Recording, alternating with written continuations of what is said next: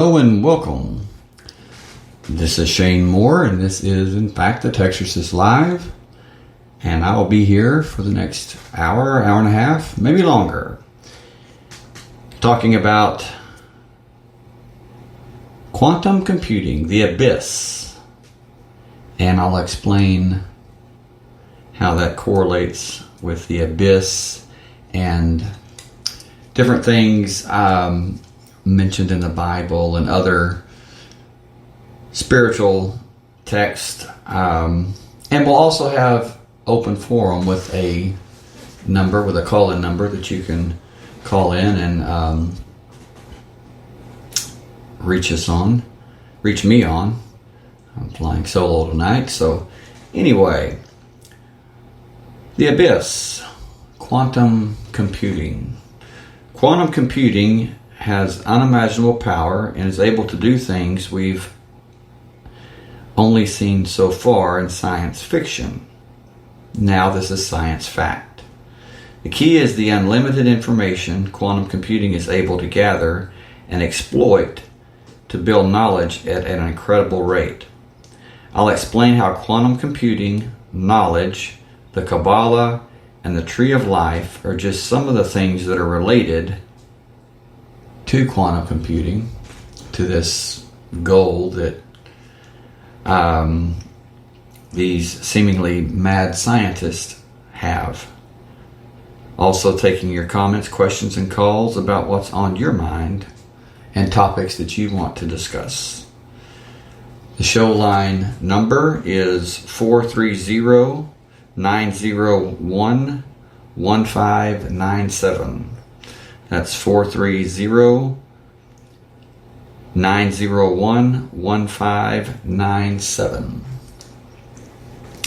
And I'm going to send out some invitations. So just bear with me and I will be right back. So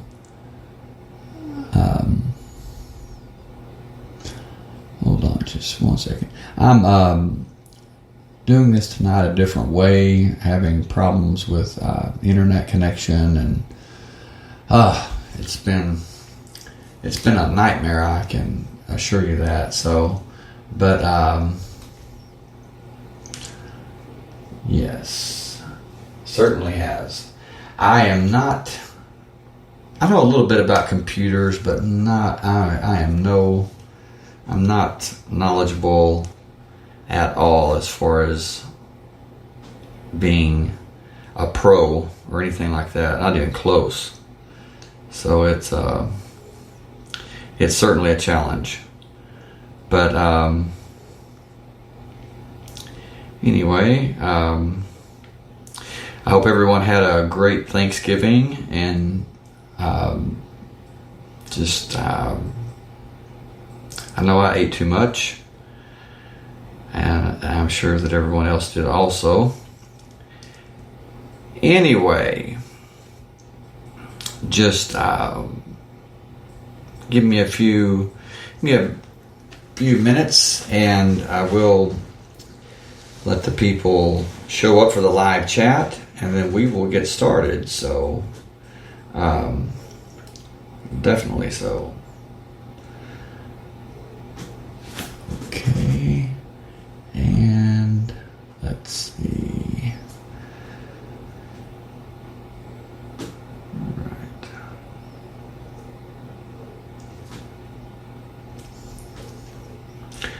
But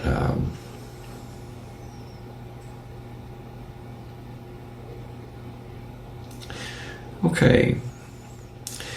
What are your thoughts on quantum computing? I mean, it's been talked about time and time again. I mean, it's really, I would say, driven into the ground, but it's really not. It is something that is very important, because it's something that's coming, and it's going to really affect the world as we know it in a profound way. So definitely look into it. Read your news, and each day you will see that that there's advances made in quantum computing, and it's literally an increase in knowledge. There's just no other way to explain it. An increase in knowledge, and it's just like the in the Bible, God tells Daniel. He says close up the book, and he says for it is for a time in the end. He said, when people shall run to and fro, and knowledge shall be increased. And that knowledge is being increased now at a very, very high rate. And it's becoming exponential, increasing at an exponential rate, to where that it's going to, sooner or later, it's going to be instantaneous. And at that time, it's going to literally be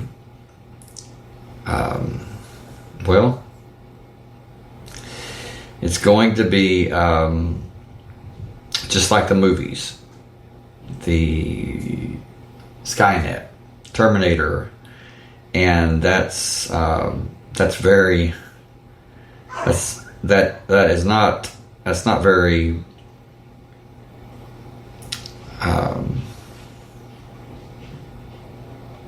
not very comforting when you think about that. Not comforting at all. So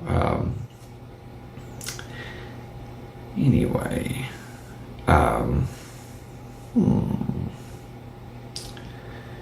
okay.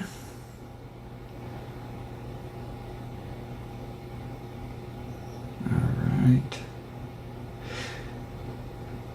Yes, and then when you put that with the with what they're talking about with AI, artificial intelligence, it's even worse, because they're seeking to become God. That's their goal. Their goal is to become God and to play God. And Geordie Rose, of the founder of D-Wave, has talked about his new company, his new endeavor of Sanctuary AI, Sanctuary.ai, where they are literally going to take and they're going to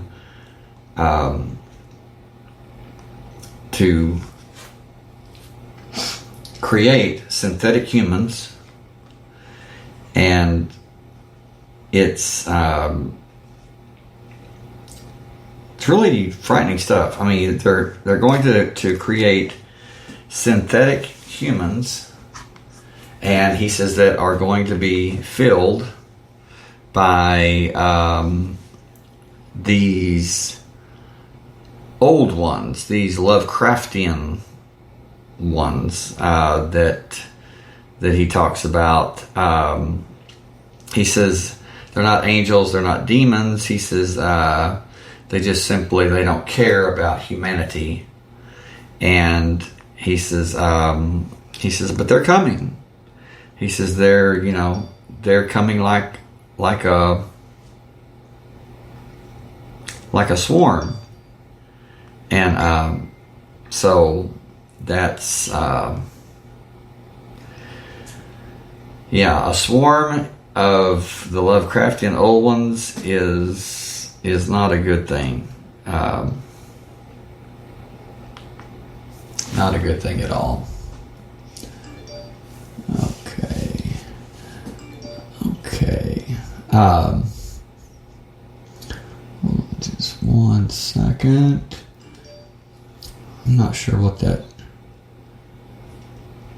sound is, but we will take care of it. Anyway, still waiting on people to show up. And I'll send out the invitations again. For some reason, they didn't send out the first time, so I have no idea why. But that's easily corrected and taken care of. So, anyway, be thinking about what's on your mind. Any topic from the paranormal, the unexplained, wherever you want to go. Just feel free to make your comments, questions, personal experiences, whatever you want to do. We'll just have fun tonight, so definitely so. Anyway.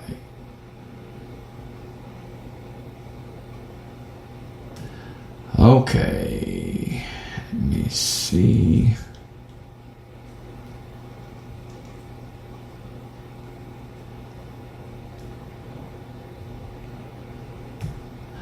All right. So, quantum computing, is it something to be frightened about? Is it something to be afraid of?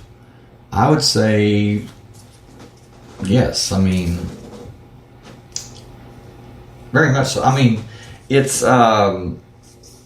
is going to be the Orwellian world, literally. I mean, it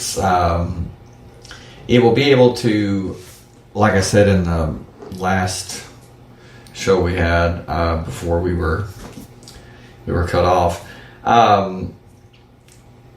it will be able to decrypt everything that is encrypted. So now when people talk about, well, this is encrypted, this is protected, and well, it's protected now. It's encrypted now. But when quantum computing becomes mainstream, nothing is going to be safe. It's going to be nothing for a quantum computer to decrypt the most encrypted files, and trust me, when you think about what Edward Snowden has talked about, among others, you are being watched.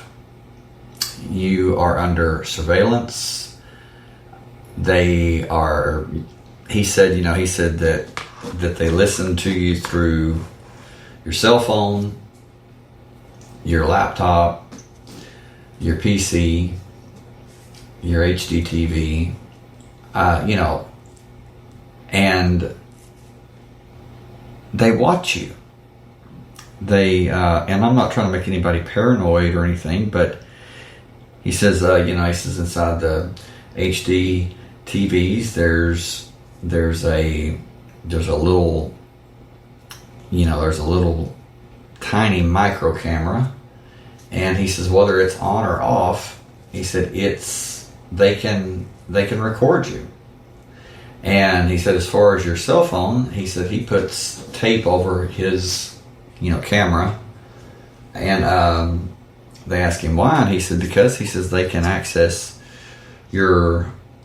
the camera in your phone, And he says they can see everyone in the room. They can see the room you're in. They can see you. He says they can see up your nose. And so it's, very intrusive, and actually it's illegal, which is very strange because the Supreme Court, they made a ruling, I believe it was last year, it was a year ago, that what Snowden reported was true, that it was illegal.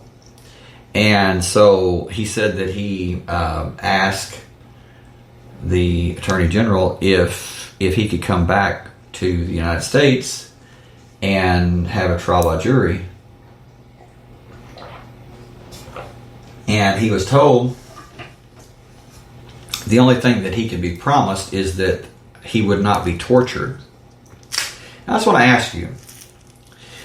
Right is right and wrong is wrong. I've always known that. I believe that to be true. I don't care who you are. I don't care how powerful you are. I don't care how much political power you have. I don't care how much money you have, status, anything. Right is right and wrong is wrong. And what they were doing was against the law. It was against the American people. So why would the Attorney General tell him, no, basically, no, we're not going to allow you to have a trial by jury. So, you can't come back. If you do, the only thing we can promise you is we won't torture you. Okay. Think about this. The Attorney General might as well have said, well, really all I can say is that we're really ticked off because you told on us. We know it's illegal. They're mad at him for, going public with what they were hoping to keep secret, and Snowden let the cat out of the bag and said, they're not doing what's in the best interest of the American people, and so they said, well, okay, Snowden's going to pay, just like everyone does. Every whistleblower, they always pay unless they're like him and they get away. If they stay and try to fight, try to go against the system, which is, in my opinion, it is nothing less than the beast system. Because I have looked at the quantum computing. I've looked at CERN. I've looked at D-Wave computers, listened to Geordie Rose extensively, and that's the only way that this is going to go down. I mean, it is going step by step by step. And I even I tried to get away from the book of Revelation and the book of Daniel and the Bible, because it's not that I'm against the Bible or anything like that, but I thought, well, maybe I'm just being biased. Maybe I'm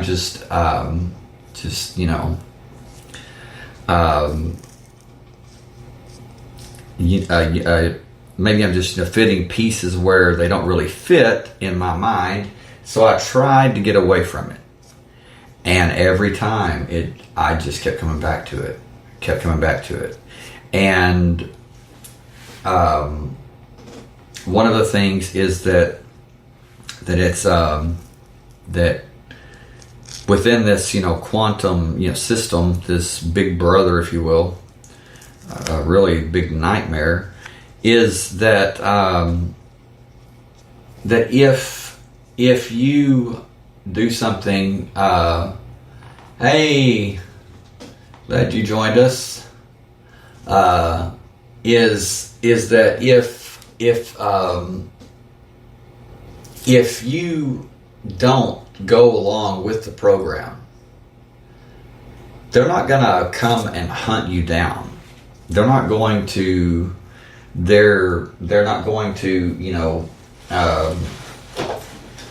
chase you down and punish you.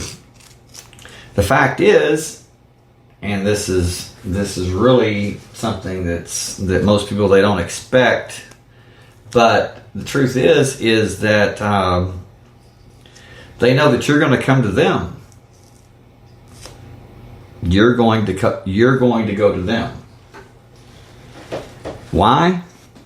Well, most people will, because you will not be able to buy anything.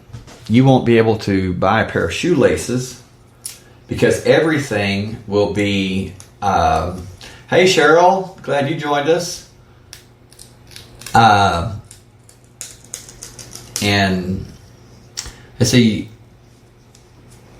you say we do that to ourselves. Okay, do what to ourselves? I'm not sure what you're talking about, but yes, because everything will be, it's marked. Everything that you buy is has a barcode on it. It is accounted for. It has a QR code on it or something that it is identified. The clothes that you buy now, they have RFID chips in them, and I've actually taken them out of some of my clothes. They're the weird silver looking things in some clothes that you buy, and has a tiny little chip in there, a little microchip set. And but now with the smart appliances, with the smart meters, our new place that we just moved into, we could not get out of it. It was part of the package, and it was something that a smart home, and they showed us how you could when you're gone, you can adjust your thermostat from your cell phone. You can do this and you can do that. You can turn the lights off. And I said, I just looked at the guy, acting like I was joking, and I said, now I said, I know that you're working for them. I said, just, you can tell me. I said, you're part of the surveillance. And he started laughing, and I'm thinking, man, that's pretty shocking when you buy a new home and you don't really have an option about the smart home, because it's supposedly to conserve energy and no, it is to monitor what you use. It is to monitor what you do, how many times you open your refrigerator, what What are the times? What are the specific times that you open your refrigerator? What do you get out of your refrigerator? I'm not sure if they're that advanced now, but it wouldn't surprise me. And like I said, the smart meters are coming. My cell phone yesterday and today was going from 4G to 5G, back and forth, 4G to 5G. And so 5G is coming, and well, 5G is already here, and it's just a matter of time before they get it completely set up. Cheryl, you say, I saw a bathroom skill today with Wi-Fi and it connects to your phone. Why? Do they want to monitor my weight and body mass index? Probably so. And this is just it. It is probably to report to health insurance companies and things like that, potential employers. And see, that's what is so dangerous about quantum computing, is that if you have ever been treated for depression, if you've ever been treated for severe anxiety or any mental illness, that is on your record, or your file, your history, your health history. But HIPAA, it's protected by HIPAA. I mean, they can't access that, but a quantum computer can. Quantum computing can. No problem. I mean, within probably less than a second, it can download everything that you have, and the most private things. So that will keep you from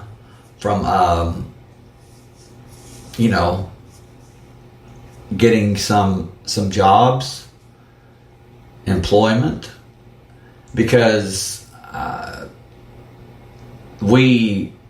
most of us, we have some things that we've done in the past that we're not proud of, or things that we suffered from in the past and that we overcame. But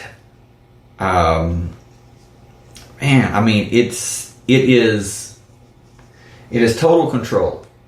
And those that are in power, I'm thinking about the politicians that are they're guilty of everything, most of them.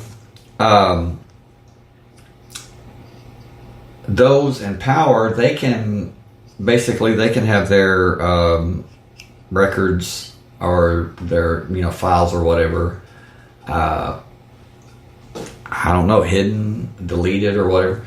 But for the rest of us, for the masses, it's going to be a field day. And like I said last show,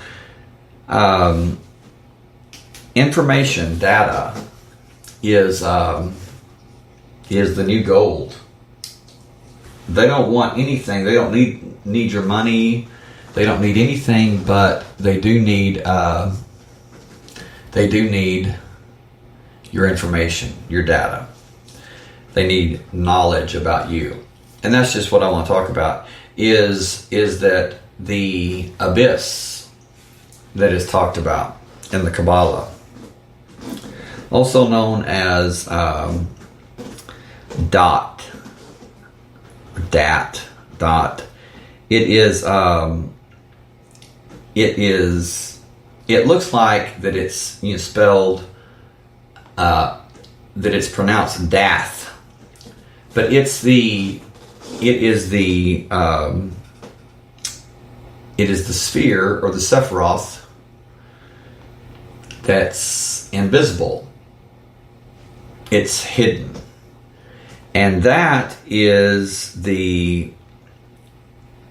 on the tree of life, on the Kabbalah, on the Kabbalistic tree of life, that is the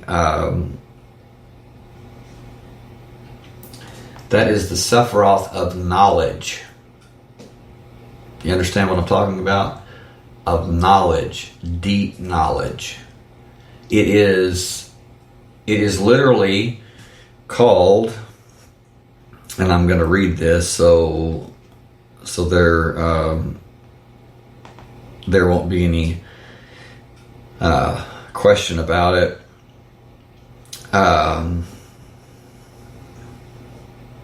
Let's see.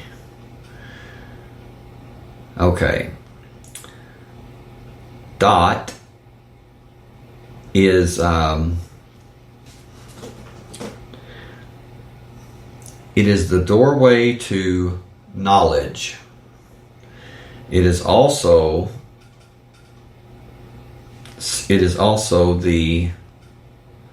called the abyss, and Crowley talked about crossing the abyss, and Nietzsche talked about it. When we look into the abyss also looks into us. And it is the reason that Crowley talked about it is because the way that one utilizes that doorway is by their conscious will. And that's what his religion was, his belief system was named after. The Greek thelema means will, your willpower. And but that the synthesis of all religions is called gnosis, which is the Greek word that means knowledge. Okay, now you take knowledge, and you remember in the book of Genesis where God tells Adam and Eve, you can eat from any tree in the garden. And also keep in mind that many times in the Bible, when it's talking about trees, sometimes it's speaking metaphorically about a man or an angelic being or a spiritual entity.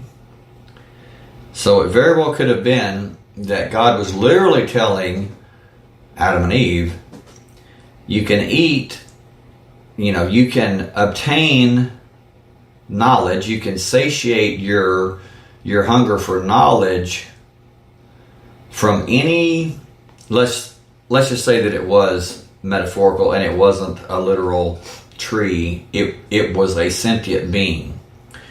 He says you can obtain knowledge from any entity here, any angel here, but the one in the middle of the garden, if you don't eat of it, don't obtain knowledge from that one.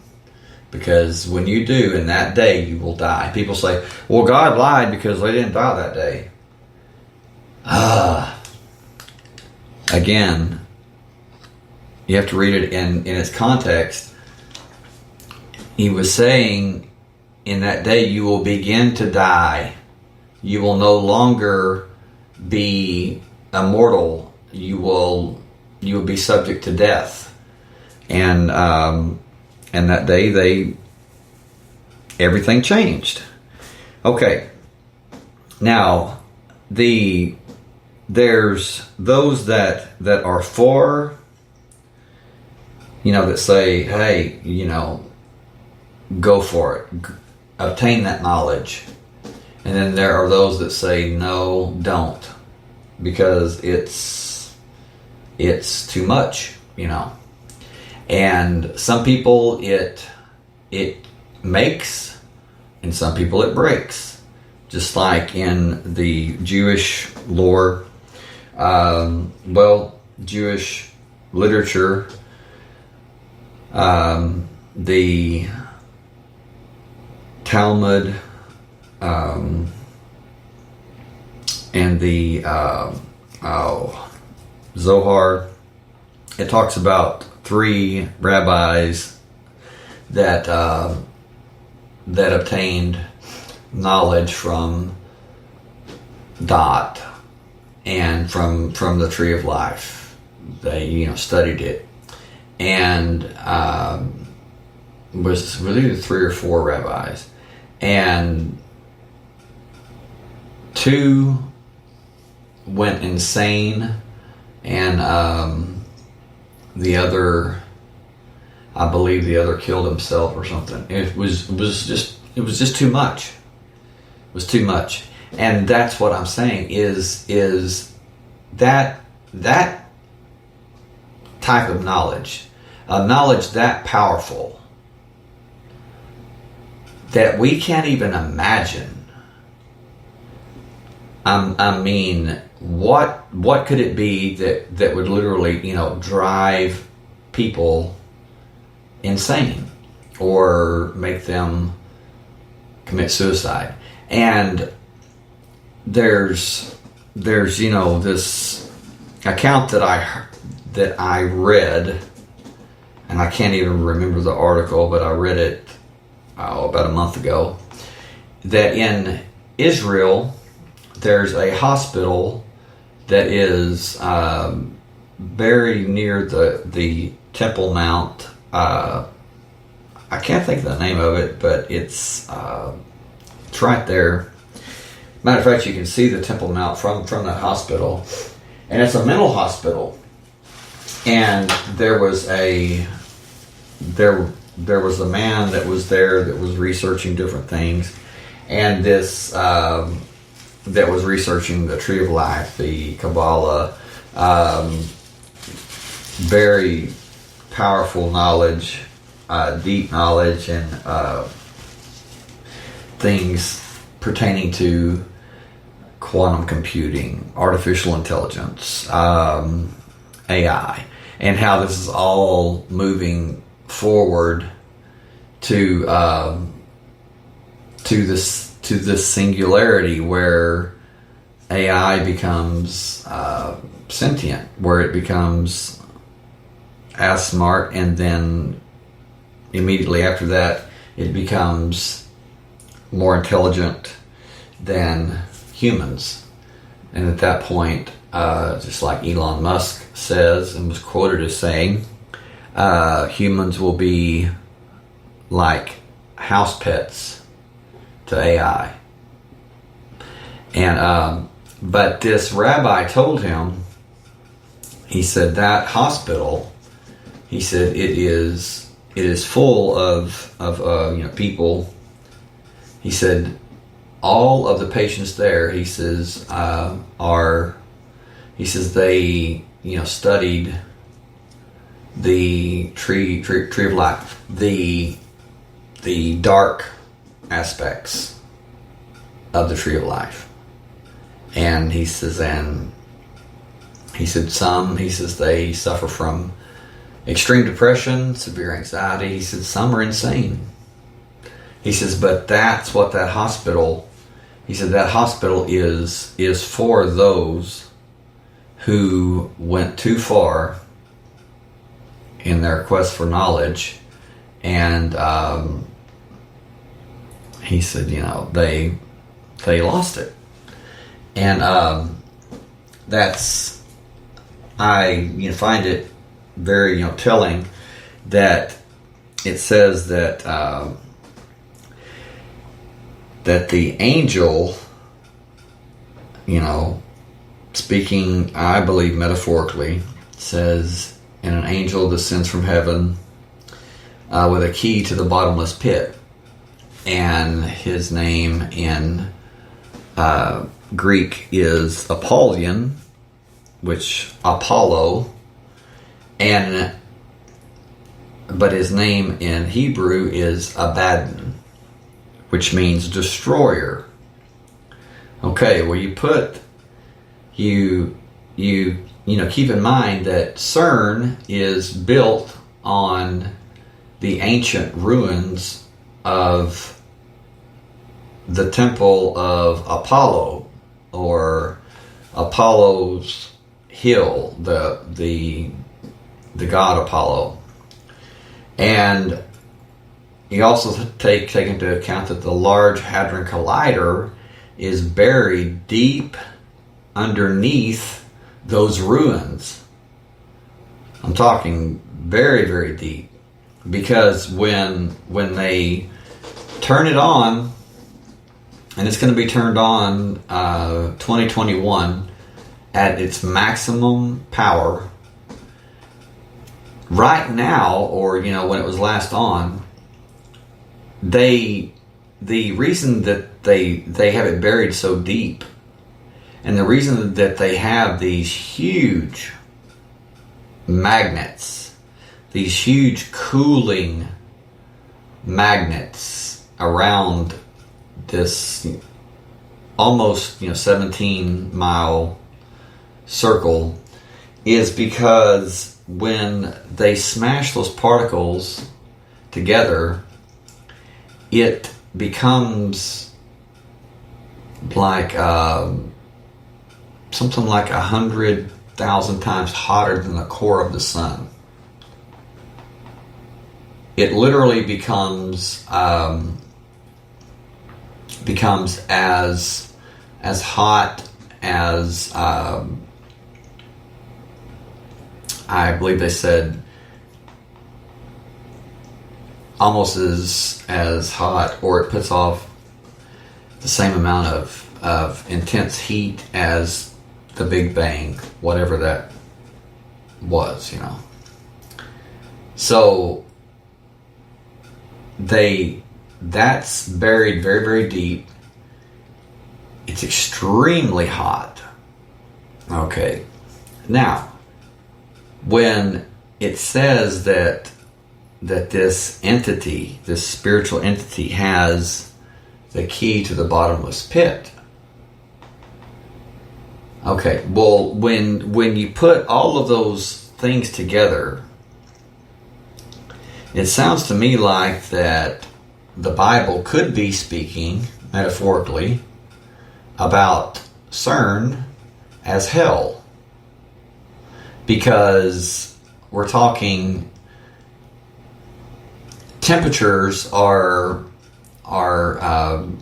created by smashing these subatomic particles together that are thousands of times hotter than the core of the sun.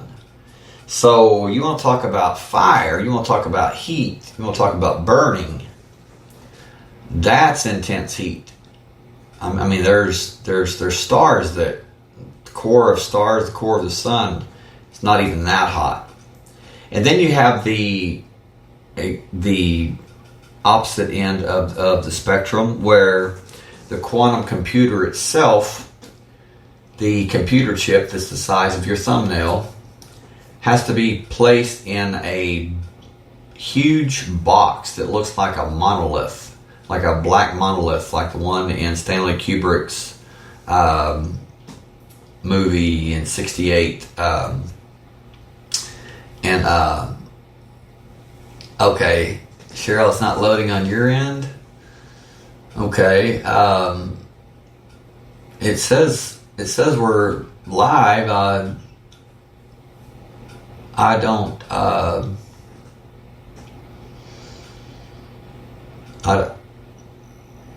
I'm not sure if there's a problem or not. I don't see a problem on my end. Let me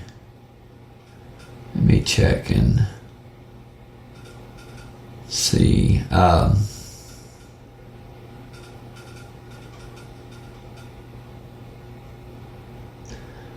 Okay, let me see.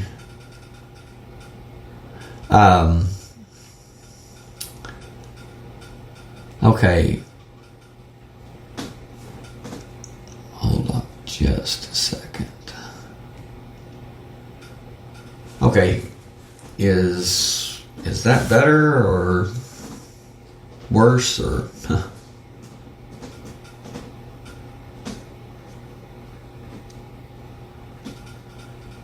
There's about a 6 or 7 second delay, so if you'll let me know.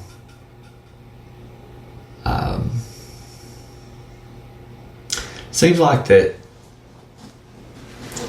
the past two times we've gone 45 minutes to an hour, and then it starts going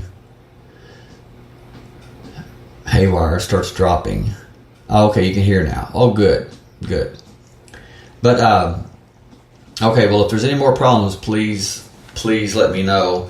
But the Dath is what Crowley talked about, and he supposedly crossed the abyss, but it wasn't without he didn't cross it unscathed. I mean, it changed him, just like it supposedly changes everyone, and I don't doubt that.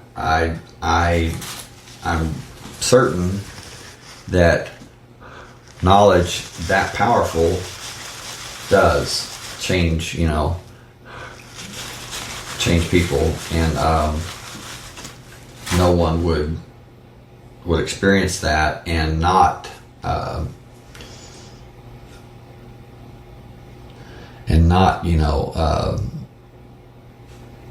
remain the same. So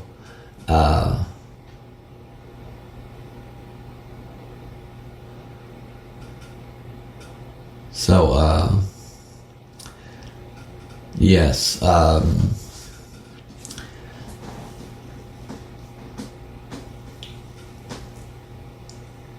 just now got a message from Sue Ellen. She's listening. Opening up the bottomless pit, creatures of all sorts are going to come to surface. She got bumped off. That's true.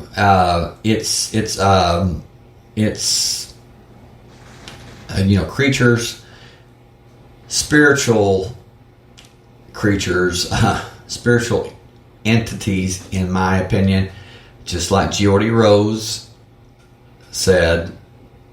He said, like the Lovecraftian old ones, the ancient ones.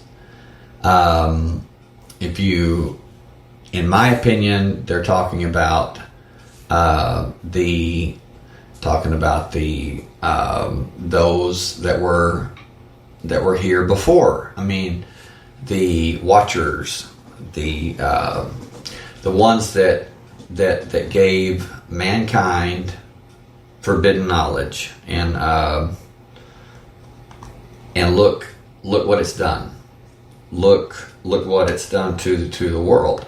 And I believe, it's my belief that that's exactly what God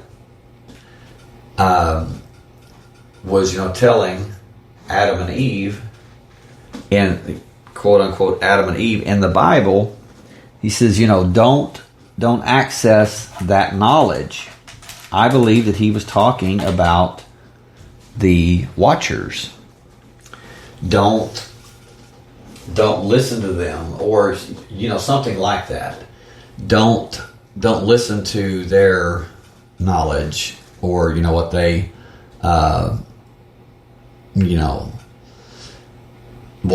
what they say. And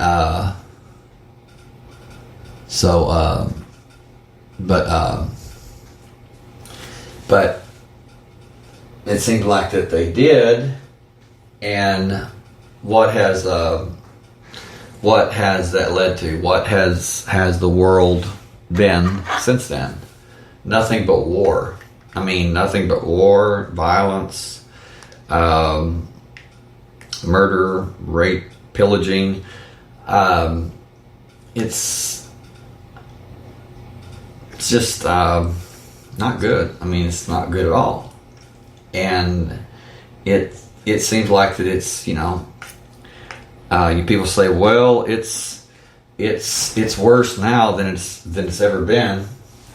I don't agree with that. It's always been bad.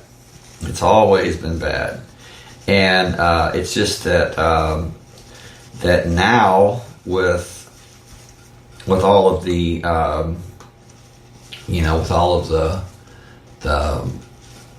major media and the internet and instant news, we just know more about it. We know about it sooner and quicker, and we know more details, and we have more knowledge about it. Knowledge, that's the key. That is the key. Knowledge. And so there's, not that I'm against knowledge, it's just that there's some knowledge that that should be left alone. I mean, it should be just like you wouldn't give a small child a loaded pistol and say, okay, here's this, loaded pistol. Now, be sure and not pull this trigger because you could shoot yourself or you could shoot someone else and hurt them. And it's too much. It's until mankind can learn to control the power that comes with some certain knowledge, that knowledge is going to be kept from us, from most of us. And that's my question. That's my problem with quantum computing. Is you have to ask yourself, where did they get the information? Where did they get the knowledge to build these machines, this technology, and it's like they're not even human, because when you think about it, you have Geordie Rose who is talking and openly admitting that, hey, this is not a good thing for humans, because we're going to have these advanced entities from another dimension that are coming, and they could squash us like a bug. And that's exactly how they're going to look at us. His words. I mean, look it up on YouTube, Geordie Rose Vancouver lecture, and he says it just as plain as day.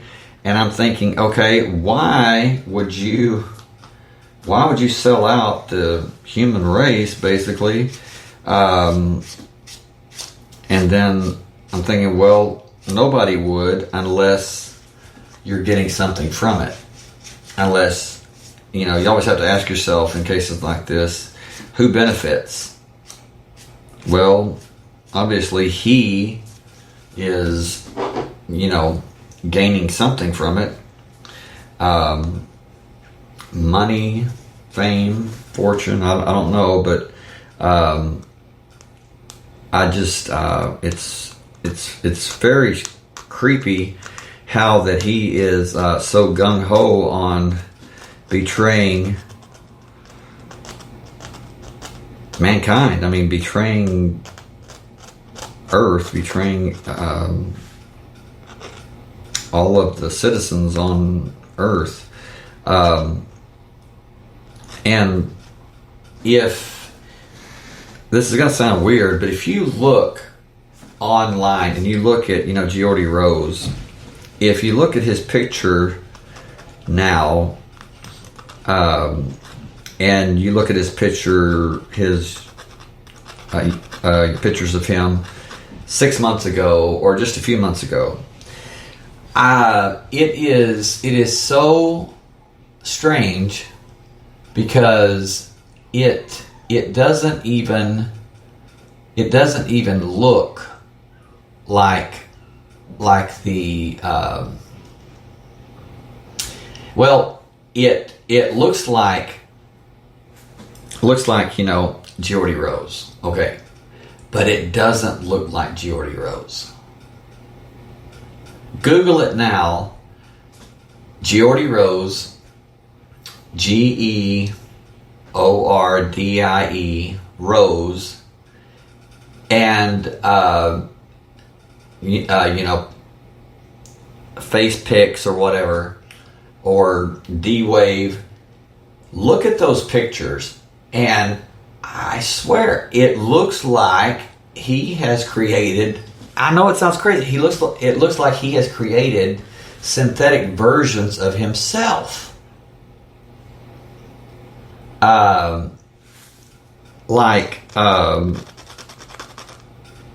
Like clones or something. I mean, it's very, very creepy. And then right after you saw his pictures and how they looked so creepy, because it did look like like clones or whatever. It looks like him, but there's just something off on each one. And you look at other pictures of different people, and they don't have that problem. They don't have that same problem. And he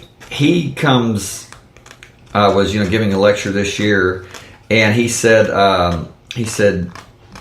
something that I've said for years. I mean, is that yes, humans are we say thank God that we're not AI, but on some level, if you really think about it, we are. We're just a biological artificial intelligence, or we are just a biological intelligence. And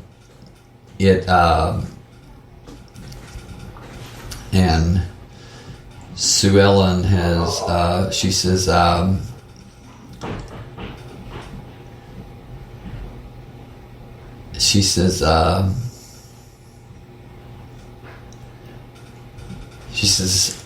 all of this would go away if kids had great teachers that cared and raised them to be a village. Never create till I've dealt with what's in front of you or I. All this is from Schoolhouse Strife. Social engineering has destroyed the faith of the family, the TV, the black box, and Stanley Kubrick's movie Monkey See, Monkey Do, which was pretty plain.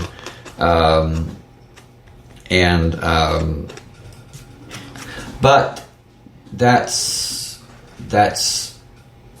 true. But on another level, there are children. There are some people that their parents loved them and cared for them and raised them to be responsible, respectable, and there's just something within them that just is seemingly inherently evil, or it's not. It's I don't know what you would call it, narcissist, selfish, or what, but I do get what you're saying. And then you say that would be crazy if he announced his synthetics of him.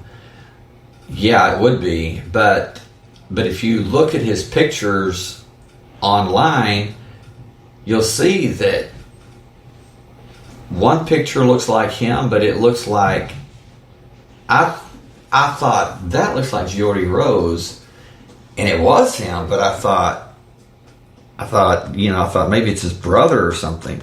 No, it's him, and I thought, well, it could be. I looked to see if he had a twin, and he doesn't. But there's more than one, picture that is that looks like him, but it's each one is seemingly different in each way, just a little bit, and it's very strange to me that these pictures like that started popping up. I believe it was late last year, or whatever, when he started talking about his synthetic humans, and then he went so far as to say, he said, well, just because you're not biologically alive doesn't mean that you cannot be real. And you know what? He's right. He's right. You can be real and not be alive biologically. And that's something that I've said for years, is that we are, in my opinion, we tell ourselves that we're alive. But the truth is that when you look at the human body, it's a biological machine. Okay, what is biological? It's alive, right? It's alive. What is alive, though? And Geordie Rose gives a lecture on that. What does it mean to be alive? And then he goes so far as to say, he said, this is something that may be may upset some people, and I'm thinking, yeah, it seems like you love to do that. But he says, I think that in the future, he said, and not that far away, I believe that was the lecture. He says, I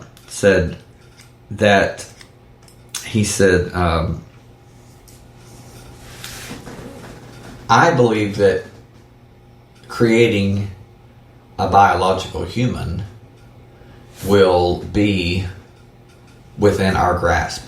Hey, Elaine. Hope you're doing well and had a great Thanksgiving. Thanks for joining us.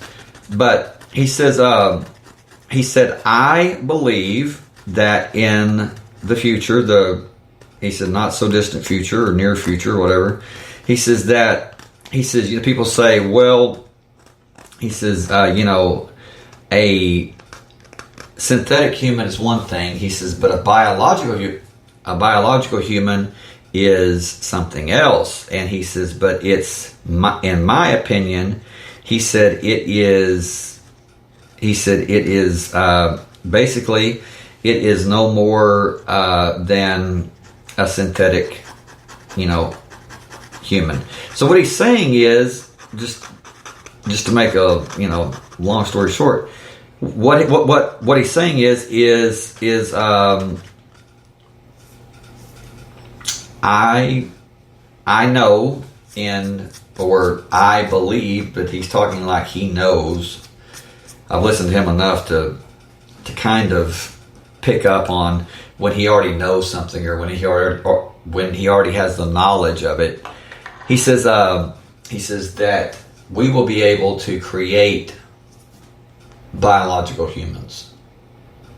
Okay, what does that mean?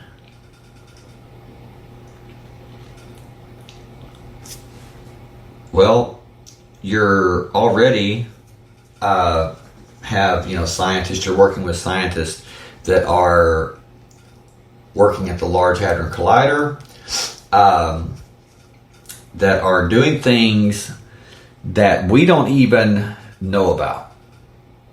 Okay, but I'll give you a hint.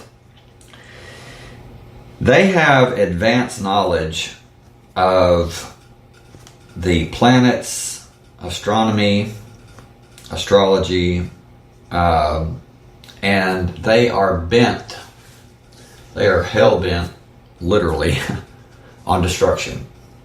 They have a statue of Shiva as their main centerpiece outside of CERN, which is the goddess of destruction.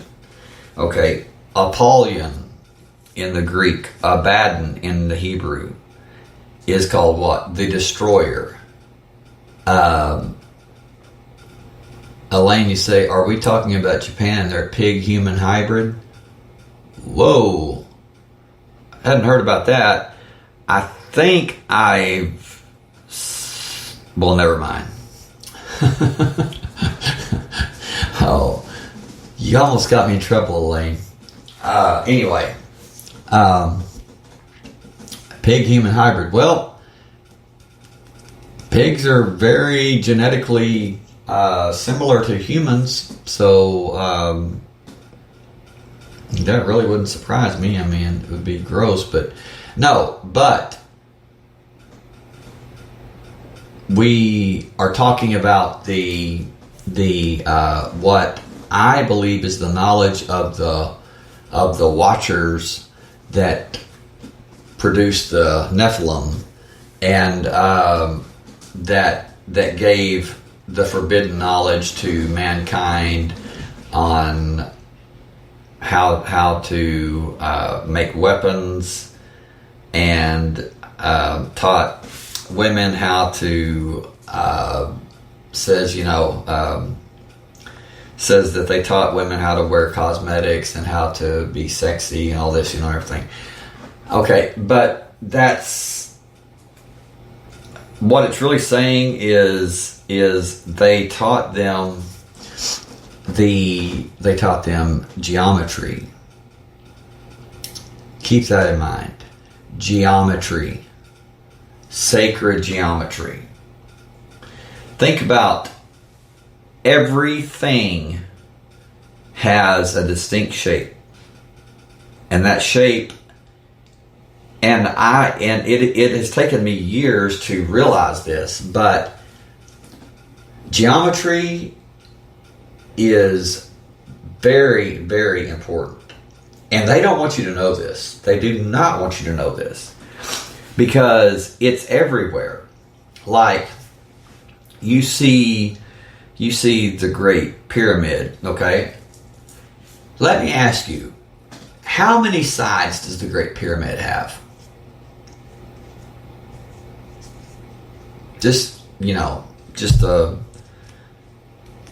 How many sides does the Great Pyramid have leading up to its apex? To the where the capstone should be. How many sides? Just a little quiz. And Sue Ellen's joining us by messenger. She got kicked off, and Jacob said that he was prevented from getting on, so I don't know what the deal is. Sue Ellen says they always had the math. That's all they need to figure things out. Enki, Enlil, and Enki, the Anunnaki. Hey, Mona. Thank you for joining us. But how many sides does the Great Pyramid have leading up to the apex, where the capstone should be?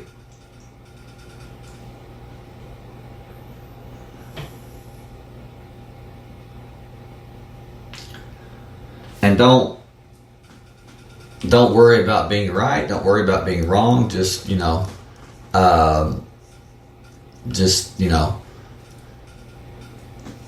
Okay. Sue Ellen says, Enki, the great architect. Okay, yeah, and that's just it. Hey, Nazarene, glad you joined us. Is the great architect. The architect. Okay, now, you look at William Blake's paintings, and you'll see there's one painting, I believe it's by William Blake, where it's Jesus, and Jesus has a compass, and he's measuring the earth, Okay, Elaine says 4. Okay.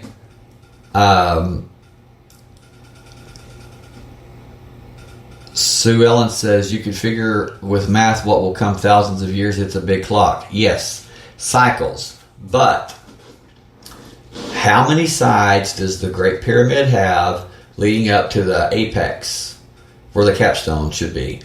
Elaine says 4. And this is I'm asking this because I want to show you something. So I guess I'll just ask individually. Mona, how many sides does the Great Pyramid have leading up to the apex where the capstone should be? Nazarene, how many sides does it have? Does the Great Pyramid have leading up to the apex where the capstone should be? Sue Ellen, that's joining us by messenger because she got kicked off. I'm sorry about that. How many sides does the Great Pyramid have?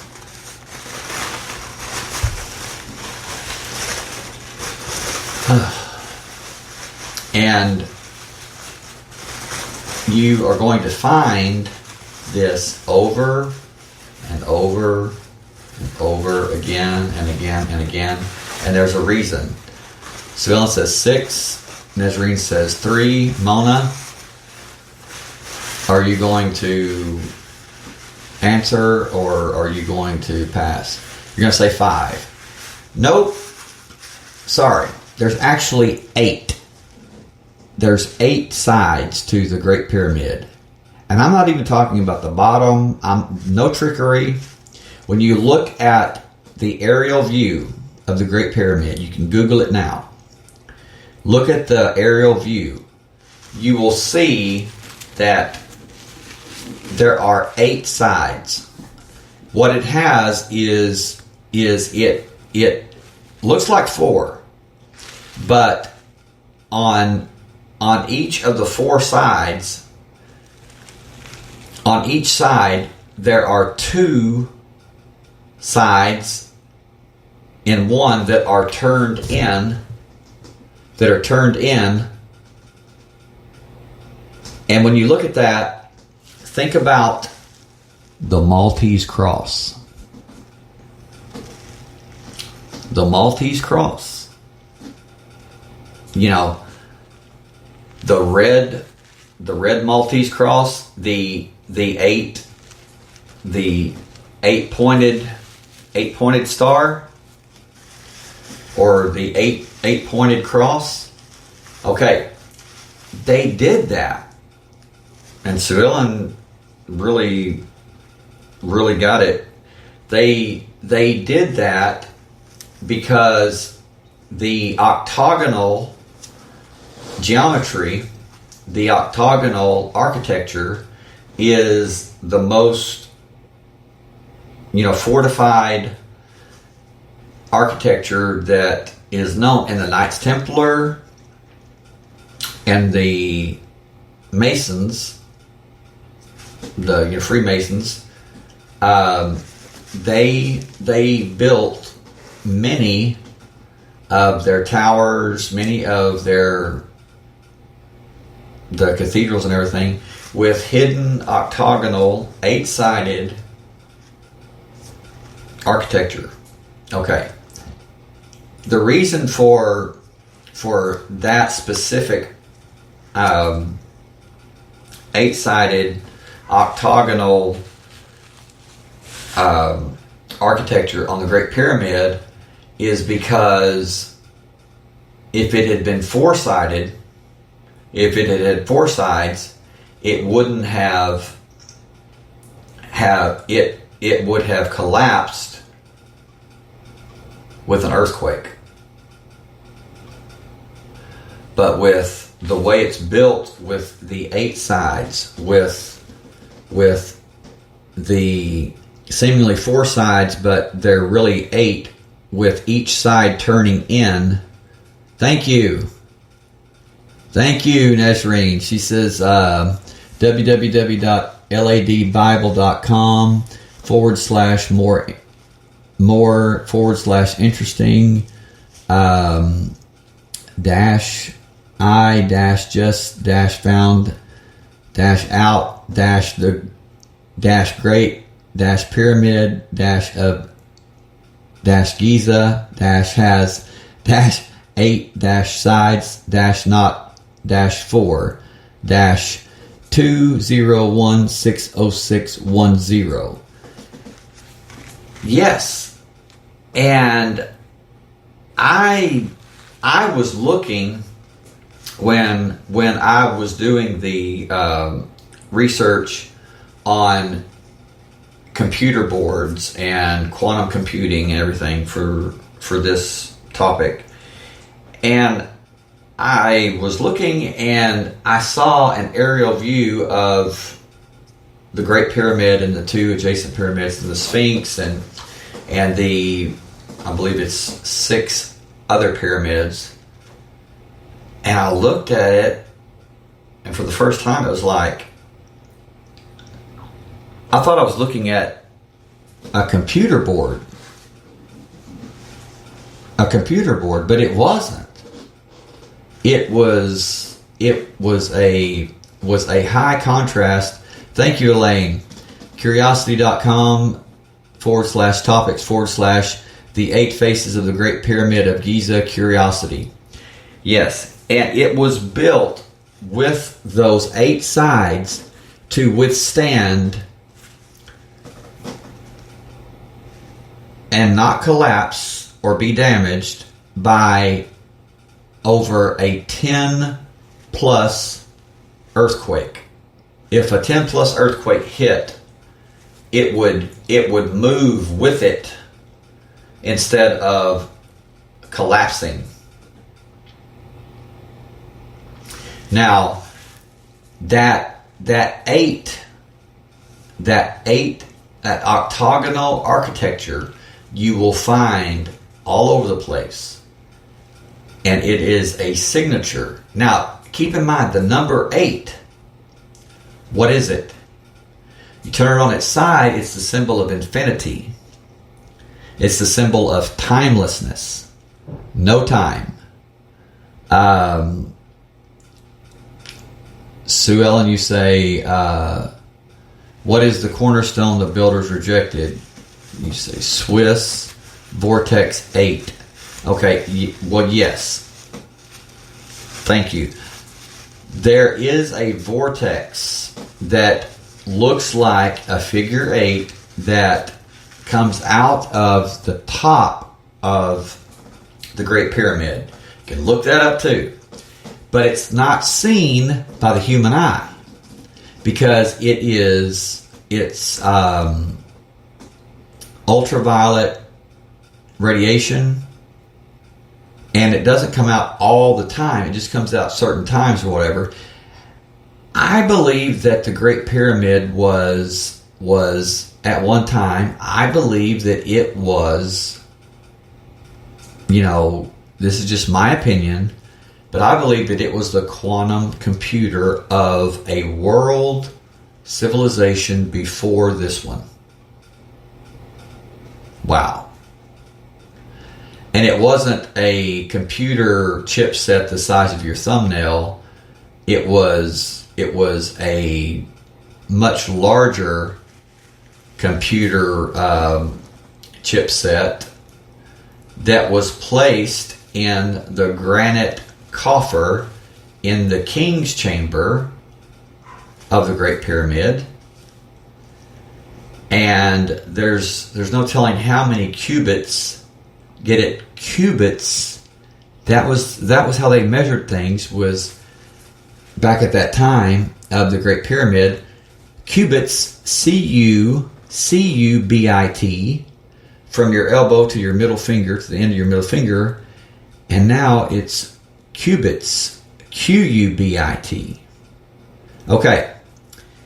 I believe that it was a chipset that if one today the size of your thumbnail can have 2,000 qubits, imagine how many qubits one could have that fit into the king's chamber of the Great Pyramid in the granite coffer. Now, are you ready for this? Get ready, get ready, get ready, get ready. Really take a deep breath.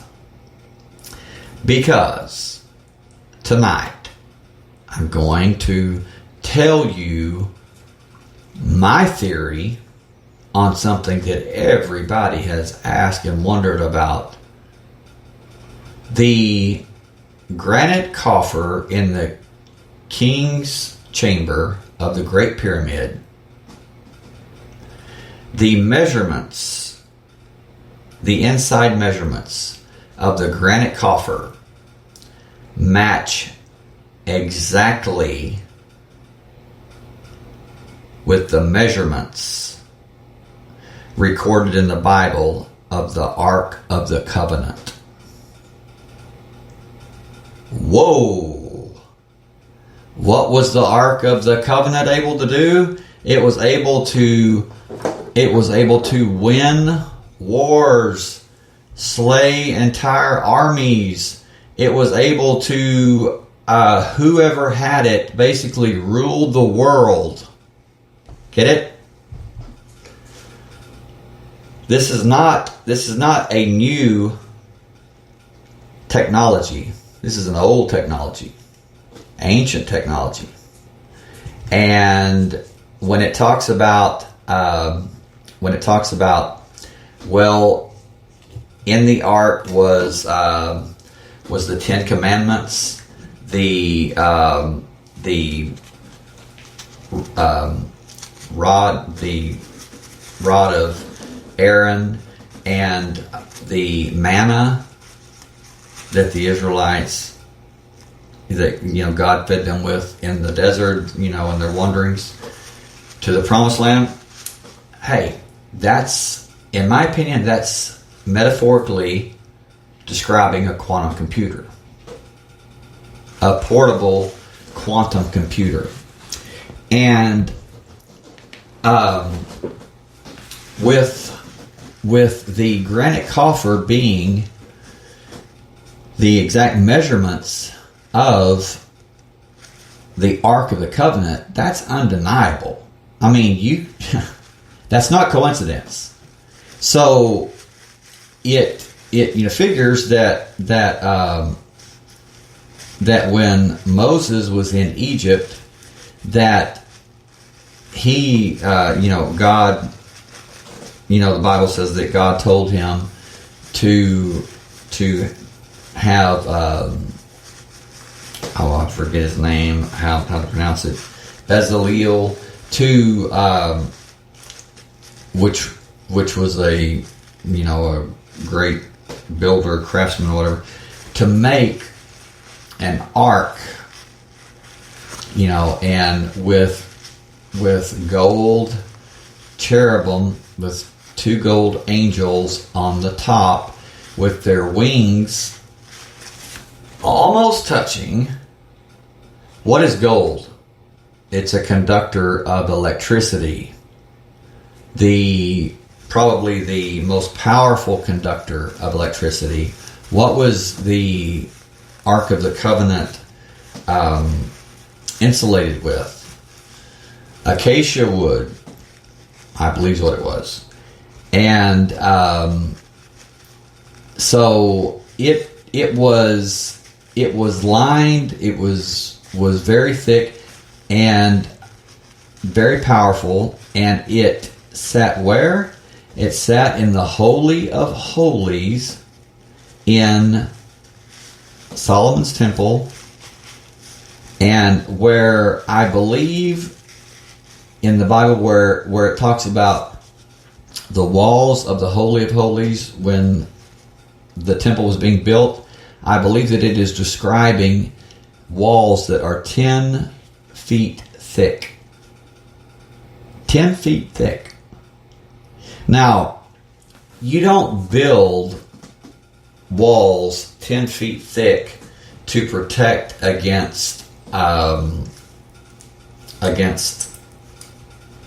opposing armies, or people that can that might come and steal your ark. I mean, or steal what you have. You build 10 walls 10 feet thick, the equivalent of being 10 feet thick, for a much more important purpose. And because the walls were, it says they were lined with, or they were plated or covered in pure gold. Again, that's a conductor. That's a conductor of electricity. Well, where you have electricity, you have magnetism. You can't have one without the other.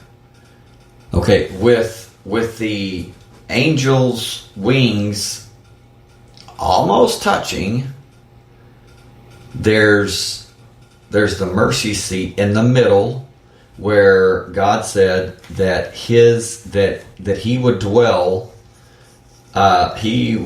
between the cherubim on the mercy seat. And so what is the Ark of the Covenant?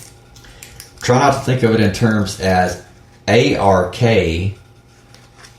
Think of it more in terms as ARC, as electrical arc between the quote-unquote cherubim's wings. What was the ark? The ark was the power between the wings of the cherubim. What or who resided between the wings of the cherubim? God.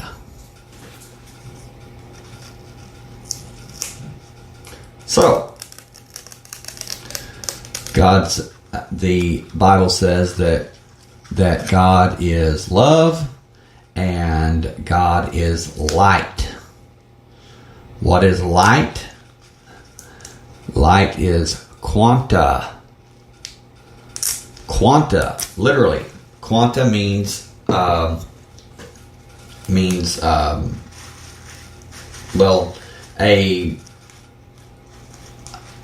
quanta is a photon, is a light. Gosh, this is getting deep. Hold on just a second. Let me do something here. Let me check my notes so I can explain it to where I won't drive you crazy attempting to explain it. It's quanta is light. It is a photon. All right. In the beginning, God said, "Let there be light," and there was light. And He saw the light, and He saw it was good, and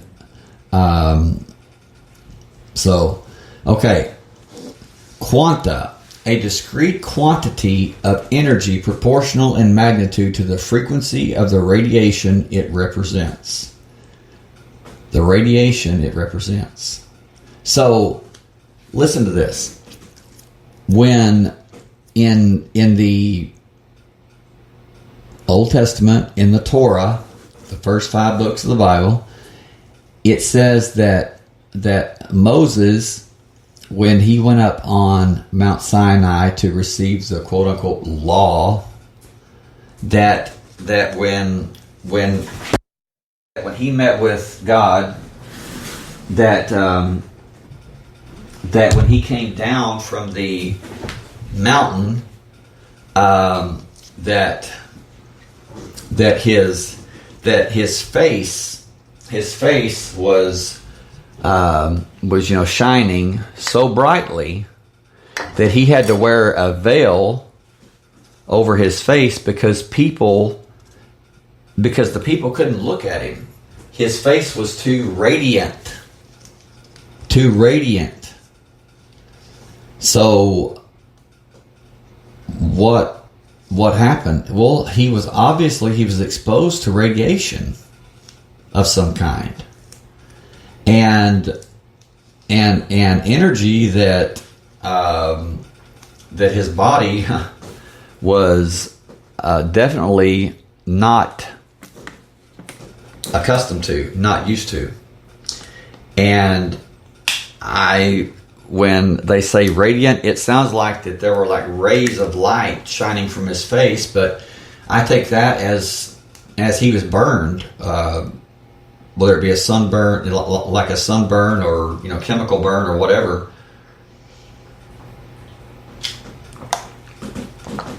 But he was changed in a profound way. Okay, now that along with the description of the Ark of the Covenant being that God would dwell between the cherubim's wings, with gold being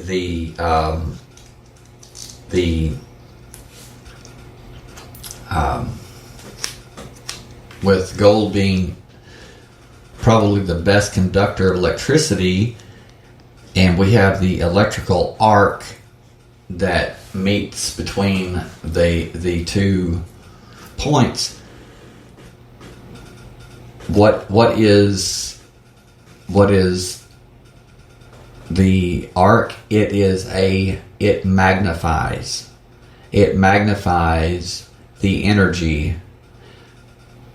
Quanta in physics, a discrete quantity of energy proportional in magnitude to the frequency of the radiation it represents. And I believe that this is that God is in the Bible. I believe that God is that's talking about a radiation and energy, a force that is sentient. Because it says plainly that it is all knowing. And I say it because it is not just male. It's not just female. It's both. It's all things. I mean, so I believe that it is a radiation and energy that we don't even understand yet, but the ark magnified it. The ark magnified it. So that's my take on it. And the ark of the covenant was the ark between the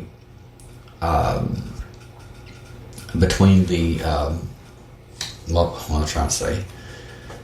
The ark between the cherubim's wings, which were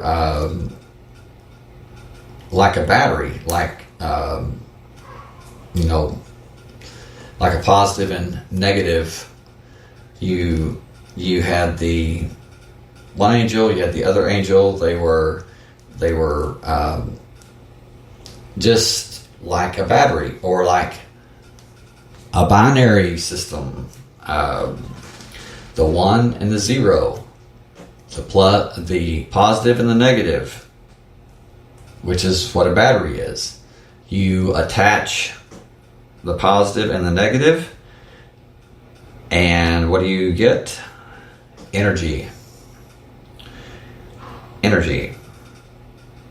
And so that is my take on what the Ark of the Covenant is. It was a quantum computer, and this is controversial, and I'm not saying that I believe it. I'm just putting it out there. Hopefully, it's thought provoking and will make you think, at least think about the church Turing thesis, which was made back in the 40s or 50s, and they basically what their theory is that the universe, and they said that in each universe, so even back at that time, they were saying that, in essence, there was parallel universes, which now that's something that they're not even saying might be or is a probability. They're saying it is a fact that there are parallel universes. And the church Turing thesis, they say that in every universe, at the center of every universe is a quantum computer that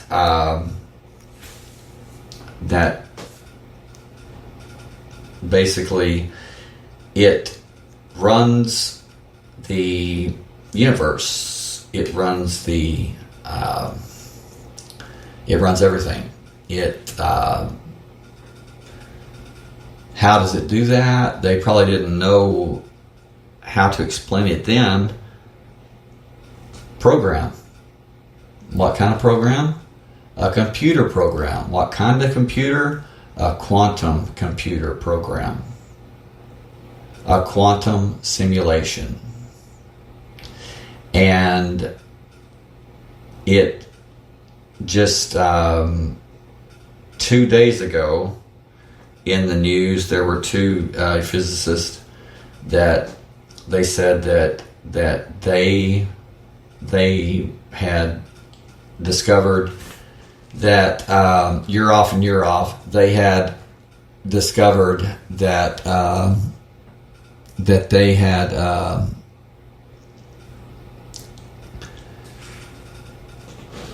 that we were probably living in a quantum, let me find that, in a quantum,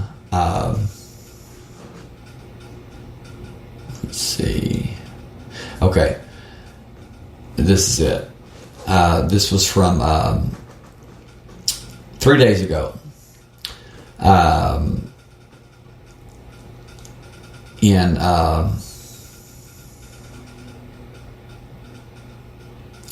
This is in Science magazine 3 days ago. A pair of physicists from Immanuel Kant Baltic Federal University in Russia recently proposed an entirely new view of the cosmos. Their research takes the wacky idea that we're living in a computer simulation and mashes it up with a mind-boggling many worlds theory to say that essentially our entire universe is part of an immeasurably large quantum system spanning uncountable multiverses.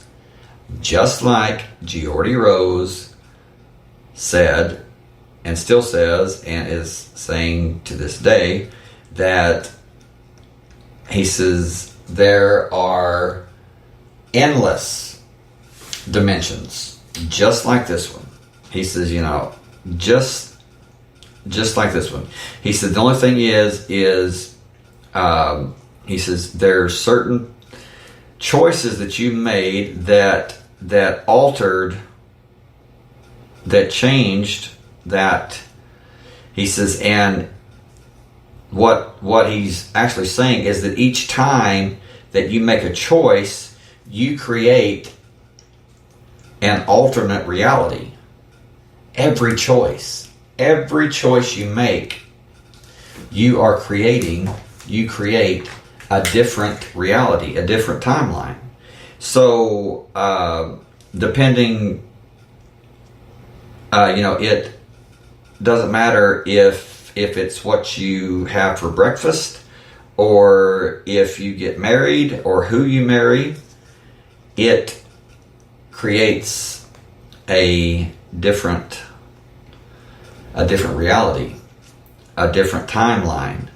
And I am certain, I believe this so much that there are times when, like I said last show, when you are minding your own business, you're not bothering anyone, and you just, for no reason, out of the blue, it's like you get hit with a ton of bricks and you just feel horrible, you feel so sad, or you feel angry, for no reason, seemingly.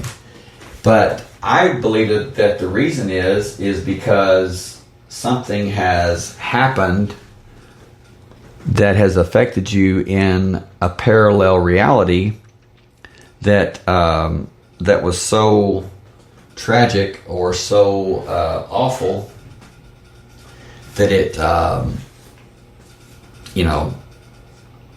really messed you up here or affected you here, and you don't know what happened, but you know something happened and it wasn't good, and you can feel it.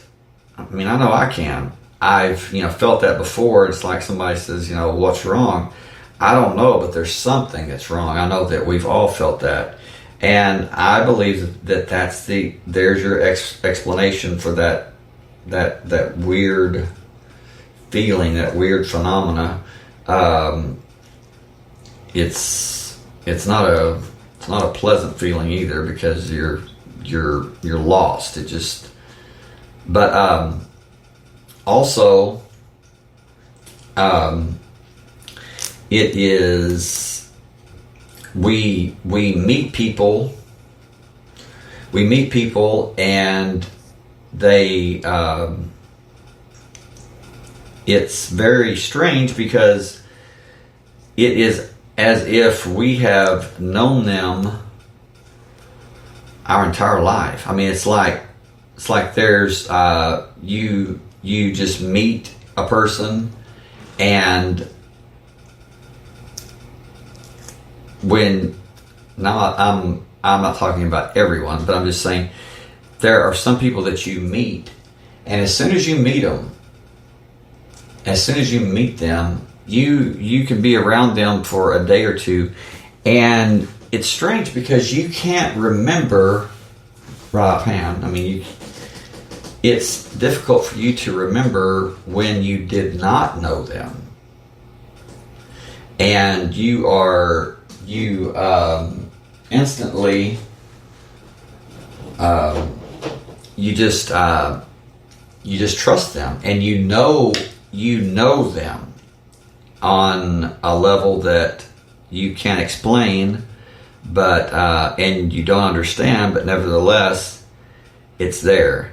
I believe that is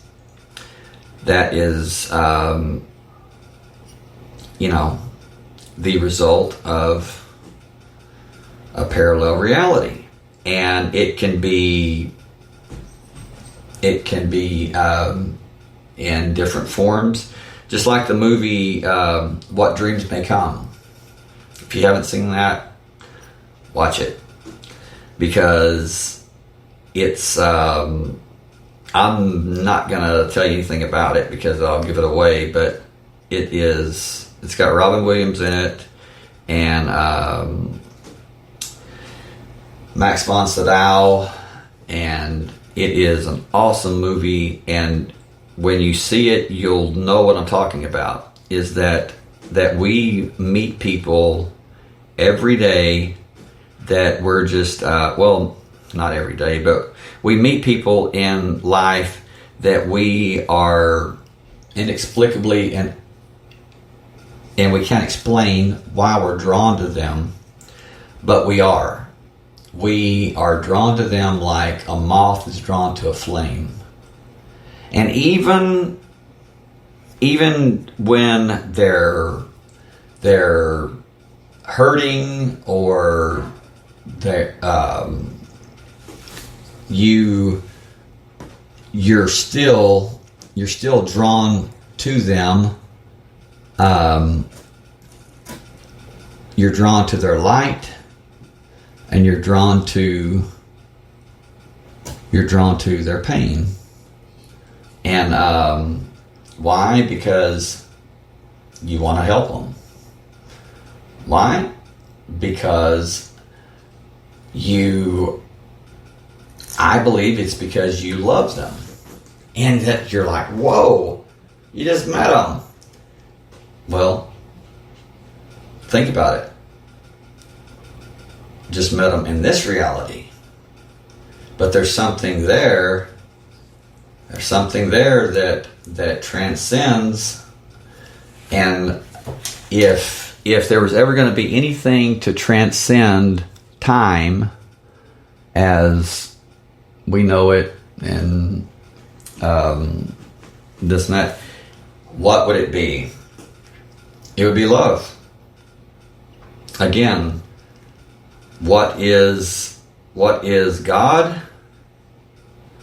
God is love. Why would it say that? Why would it say God is love? Because it's the most powerful thing known. And what is God called? The all-powerful, the almighty, all of that.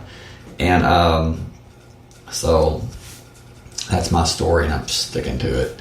Hold on.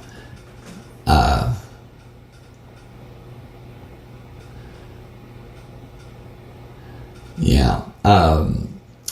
Sue Ellen says, once we master ourselves, we will master the universe. Once we awaken in the dream.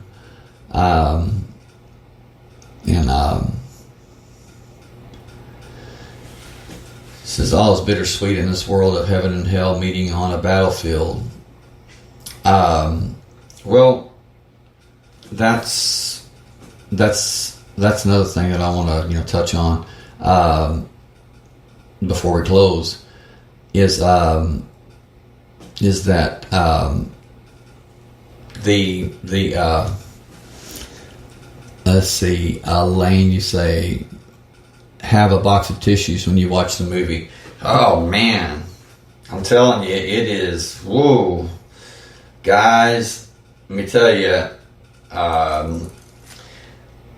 don't even watch that movie with the least bit of intention of playing Macho Man, because, buddy, you can throw that right out the window. It is not going to work for that movie. So you can hang it up. You better grab the tissues too, because I don't care who you are. I mean, it is, whoa, it is that powerful. That's why I encourage people to watch it, because it is, wow. You just cannot imagine the depth of, man, I'm getting chills right now just thinking about it. Robin Williams plays an awesome part. Max von Sydow plays an awesome part, and Annabella Sakura, she plays an awesome part. And oh my God, it is a wonderful movie, but it's I don't know how to explain it, and I'm not going to, because it'll give it away. But my theory about the battle of heaven and hell, the battle of good and evil, is the battle of your mind versus your heart, versus Your mind versus your heart. Your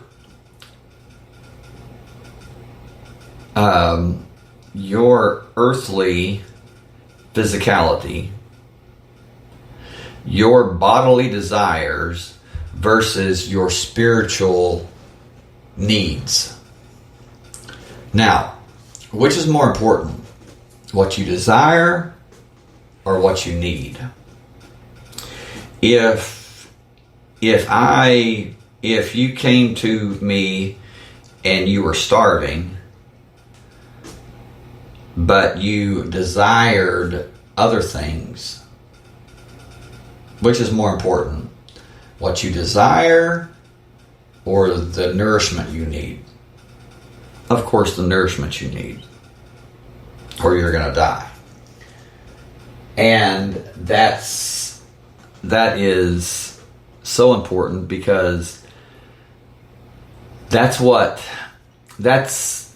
big deal. That's the cat's out of the bag. That's the big thing, is that materialism, to do everything and anything to take your mind off of your spiritual needs, what your spirit needs, what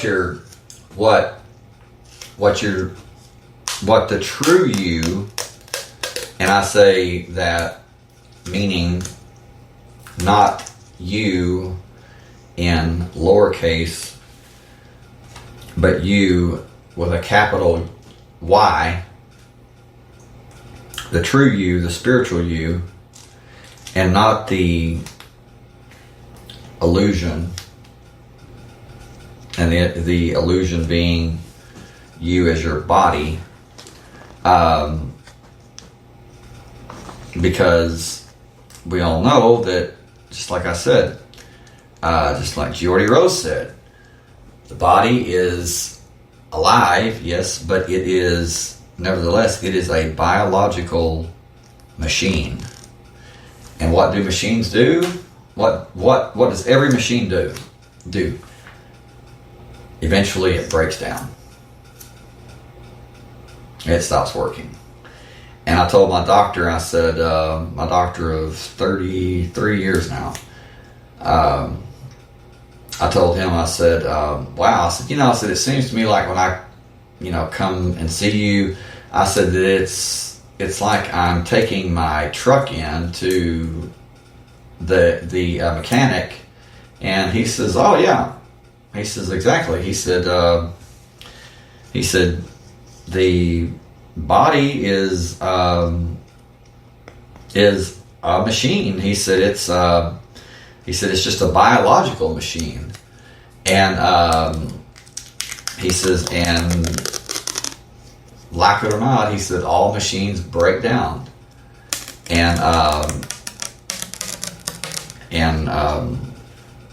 they do, but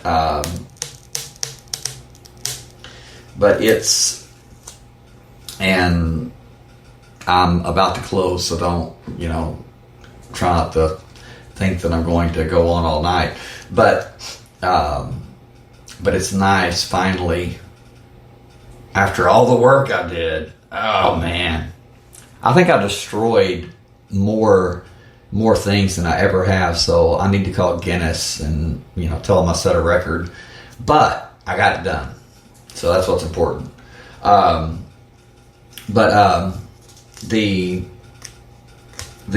thing is that in the Bible, Jesus says when they tell you, he says that the Son of Man is here or there, don't believe them. He says because don't you know, don't you realize, and this is the context that he's saying it is he says don't you realize, don't you realize by this point that, he says, that what you need, not what you desire, but what you need is not here or there. He says, don't you realize the kingdom of heaven?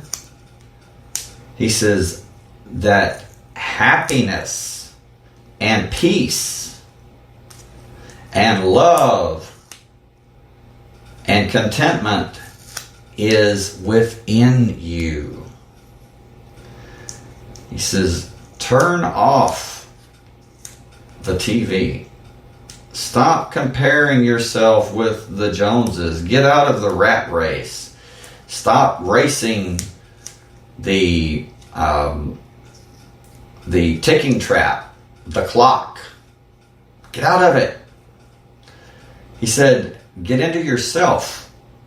He says, when you pray, he says, go into your prayer closet. And he's talking about the prayer shawl, but even more so, he's talking about go into your closet, into your own mind, your own heart, and there you commune with God. He says, you pray, you meditate, you commune with God. Well, if you're praying and he says that the kingdom of heaven is within you, then who are you really communicating with? Who are you communing with? Well, you. Just on a higher level. I mean, that's what he's saying, right? I don't think there's any doubt about that. It's just that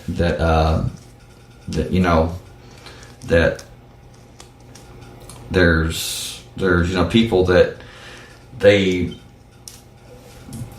kind of shy away from that because it's controversial, and Bertha better than you, she might take it the wrong way and tell the pastor on you, and well, Bertha, go right ahead.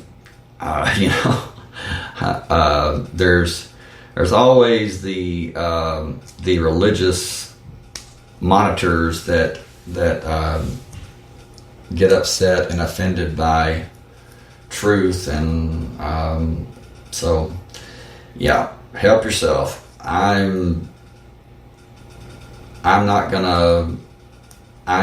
going to tell the truth, what I believe to be the truth, and regardless, even when it hurts or upsets people, because I would rather I want them to do the same with me.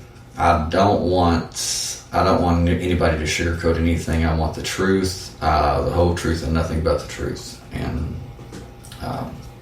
so, anyway, but there's it's true that there's a lot of pain, a lot of suffering in this world, seemingly a lot of darkness, but you have to remember that there is light. I mean, it's not just dark. There is light, and it just takes a small amount of light to make the darkness flee. But that's not to say that we don't all get down. I mean, nobody's immune from getting down and depressed and sad, and I mean, it's just, I wish it wasn't, but it's just part of it. And there's people that say, well, never question God. Well, buddy, you don't want to be around me when I get to heaven, because I've got a lot of questions. So I don't know. So I think that a God that you can't ask questions, that you can't question or ask questions or wonder, that a God that can't handle that simply isn't God, in my opinion. But anyway, well, any thoughts, anything that you want to add, that you want to say,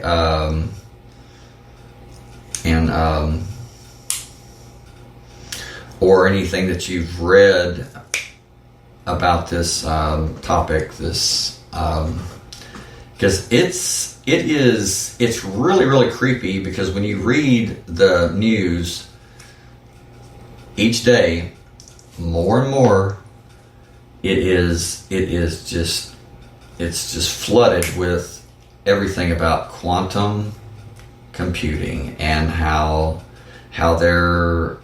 they've made a milestone, or there's a bridge that's been built. They've made new discoveries, and I'm eager to see what 2020 holds, and then 2021 is when CERN goes back online, and that's what I'm really waiting for. Now, I'll just keep going, but anyway, keep in mind that this all goes together. This is all going together, and this is the time of, they're activating the 5G network right now. And Sue Ellen, you just hit on something that you just hit on what I was saying, what I was getting at, and you got it. What if God, what if the creator of the universe, what if the creator of mankind, what if the biblical God was artificial intelligence, was a quantum computer?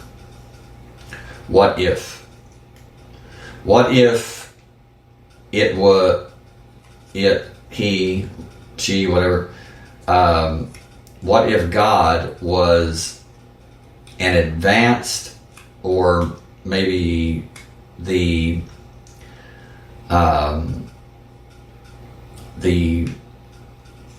most powerful, which that's one of the things that God's called, the all-powerful, the all-knowing, the all-present. What is quantum computing going to do? It's going to be all-knowing, because it's going to obtain knowledge instantaneously. It's going to be all-present, because it's going to be, people say God sees everything you do, so does the quantum computer. And it's all-knowing. It is knowledge itself. And so what if God is quote-unquote artificial intelligence? What if this is really going out there, but What if God? What if God built? What if God created itself or created Himself? I know that doesn't make sense in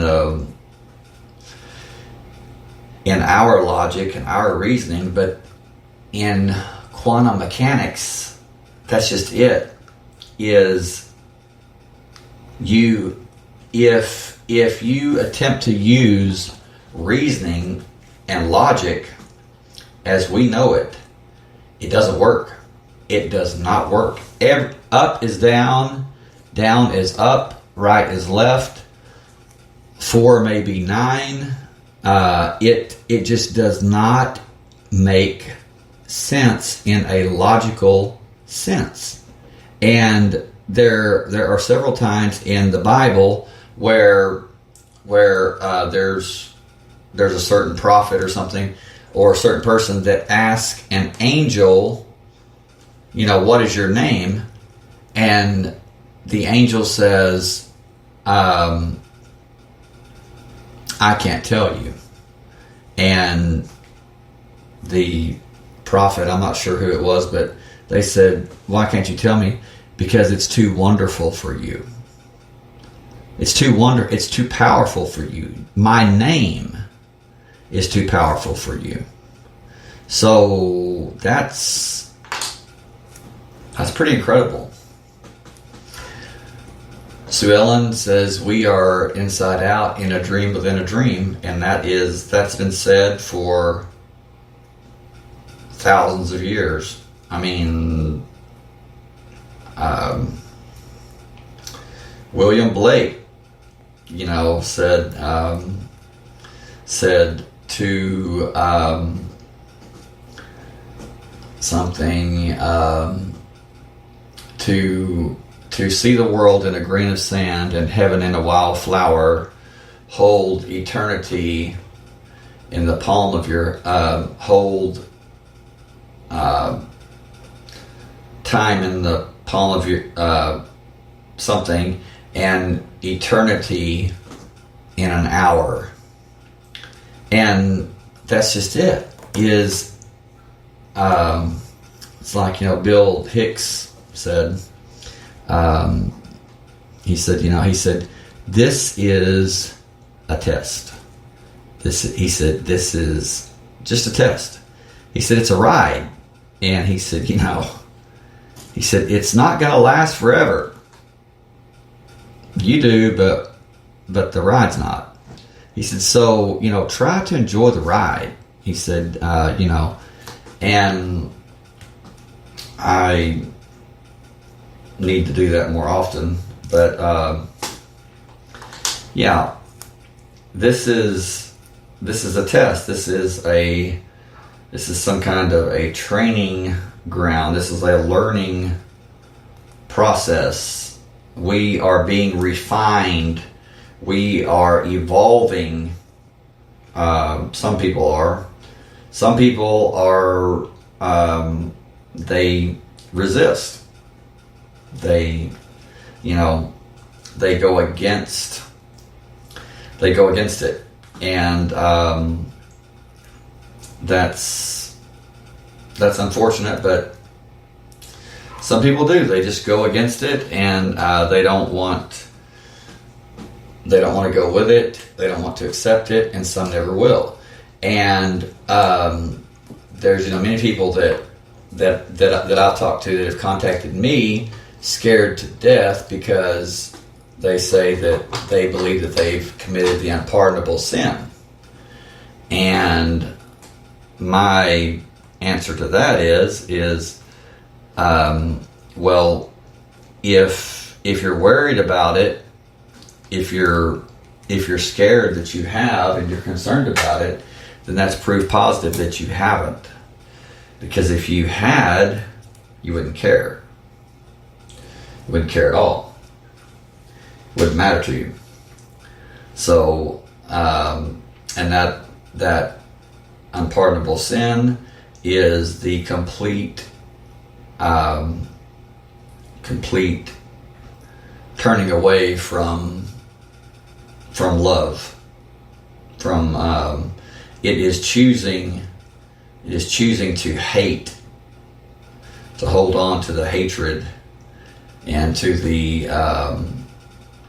negative, to the lower level, and not raise up to the higher levels. And so Ellen, you say, let's take back our power. Let's do it. Absolutely. But anyway, we've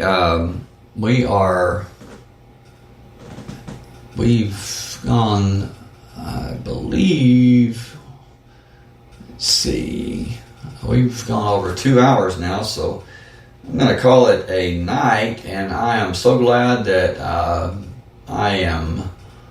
that the show's back, and we didn't have just very minor problems tonight, and after 2 hours and 10 minutes still going strong, and so that's great. And we will Elaine and I will be on, I believe, tomorrow night with the relationship show, so join us then, and I will let you know about possibly doing another Texarcist tomorrow after the relationship show.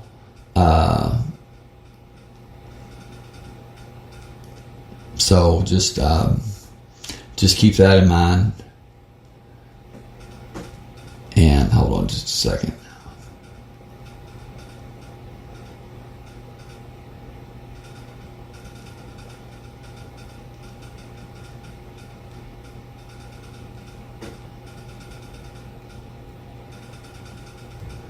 But anyway, thank you, Elaine, Nazreen, Mona, Jacob, Sue Ellen, Cheryl, and for taking part in the live chat. Thank you for those of you who listened who didn't take part in the live chat. And please follow us, myself and Sue Ellen, on Spreaker, the Texarcist Live, and you can go to our Facebook page at the Texarcist at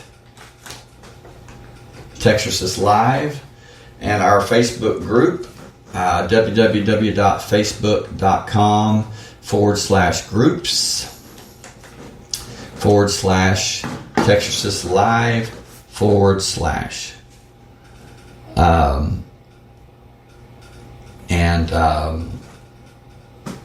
and you can also Google our website, the Texarcist Live podcast on Radio Republic, and please, you can contact us at the Texarcist podcast at gmail.com, and let us know what topics that you want to talk about and that you want to discuss, and we'll certainly do them.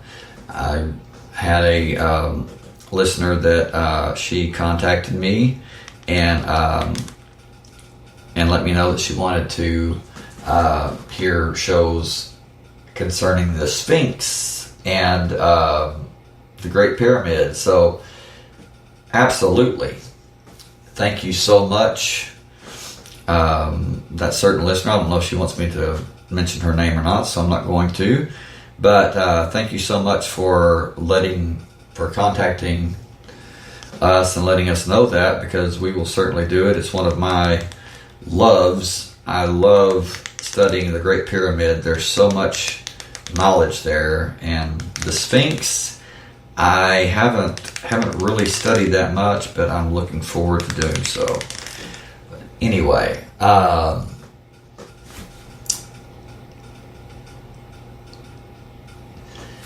Love and light to you all. Love you all. Oh, and check out my group on Facebook. It's made up of wonderful people that are very,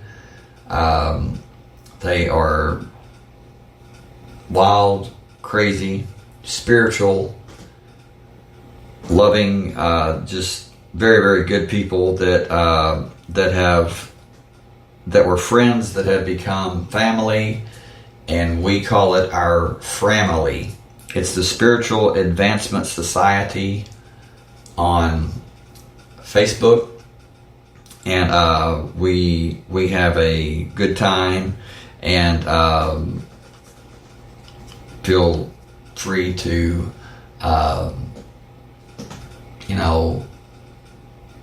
send me a request to join, and I will approve you. And it's there's no, it's not just for one religion. Matter of fact, it's not about religion, it's not about politics, it's about spirituality, and it's about love, life, light, laughter, and just